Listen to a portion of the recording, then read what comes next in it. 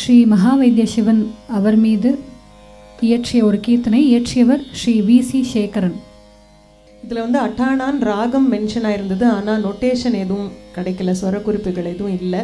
So இந்த சாகித்யத்தை எடுத்து Bhavya tune பண்ணியிருக்கா. டியூன் பண்ணி எங்களுக்கு பாடி அமிச்சா அதுலேருந்து கற்றுன்ருக்கோம்.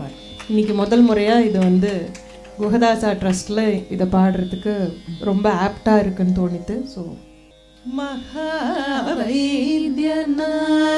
शिवयोगी संगीत